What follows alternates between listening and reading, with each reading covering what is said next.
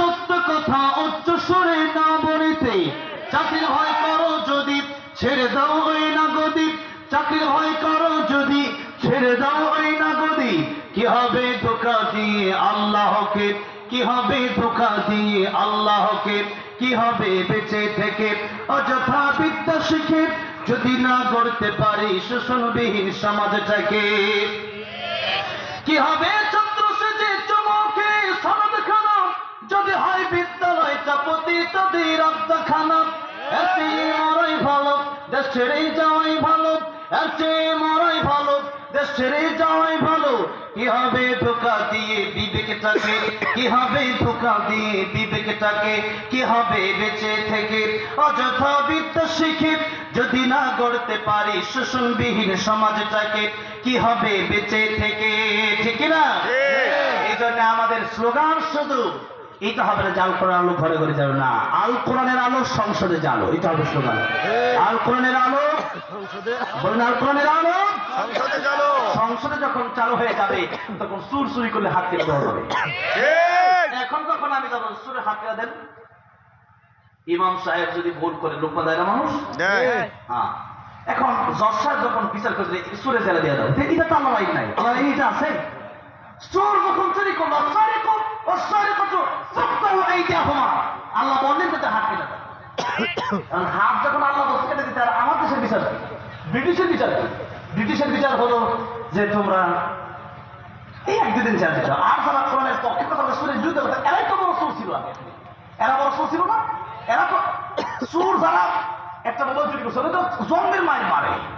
আর যেই সুরে কানাডায় বেগম করা বাড়ি বাড়াইবে, আমি এক এমপি দেখলাম 70-80 হাজার পরে, ওই কোথায় গেলাম কাতারে গিয়ে দেখলাম সেখানে তার ফ্ল্যাট কোথায় আছে। এখন 70-80 হাজার নামাজ পড়ে এই ফ্ল্যাট গেছে নাকি, নাকি চুরি করে গেছে? হ্যাঁ, আল্লামা সাহেব রহমতুল্লাহ এমপি ছিল তো এই দেশের ভিতরে, ওনারা তো একটা ভালো একটা বাড়ি করে যেতে পারলেন না। এমপি হইলে আর টাকা শুধু যায়, ঠিক না? আর তাদের টাকা শুধু আসে, খারাপ তাদের শুধু টাকা আর টাকা। এই জন্য আমার ভাইরা, আমার বাবাজিরা, এই আইন যেদিন থেকে শুরু হয়ে যাবে এরকম আইনের ভয়ে দেশ থেকে পালায়া যাওয়ার সময় শত শত কোটি টাকার সম্পদ দিল্লি নিয়ে পালানোর সময় দিল্লি পালানো যাবে না। এই সম্পদ নিয়ে তখন দিল্লি পালাতে পারবে, চিন্তা করবে খালি হাতে যায় কমপক্ষে, ঠিক না? এই জন্য এই আল্লাহর করে আইন যতদিন পর্যন্ত বাস্তবায়ন না হচ্ছে, চোর থাকবে, ডাকাত থাকবে, জেনাকার থাকবে, সৎখোর থাকবে, ঘুষখোর থাকবে, বেনামাজি থাকবে, দর্শন হবেই হবে, কেউ বাঁচাতে পারবে না। যদি আল্লাহর কোরআন বাস্তবায়ন হয়ে যাবে, একটা চোরকে হাত কাটা হবে বাইতুল মুকাররমের সামনে। সময় টিভি, যমুনা টিভি, দেশ টিভি, এন টিভি, মাই টিভি, সব টিভি যখন দেখায় দেবে, যুগান্তর প্রথম সব নিউজ যখন চলে আসবে যে চোরের তো হাত কাটছে, তখন থেকে চোর চিন্তা করবে আল্লাহ এখন থেকে আর চুরি করা যাবে না। কেন? এতদিন চুরি করলে মানুষ 2-4টা বাড়ি দিছে, আবার চুরি করছে, আবার চুরি করছে। এখন যখন হাত কাটা যায়, এবার তো চুরি করলে ধরা খাইলে উপায় নেই, ধরা খাইলে হাত কাটা, তাহলে একটা ইসলামের আইন। তো ইসলামের আইনটা কি আমাদের দেশে আছে?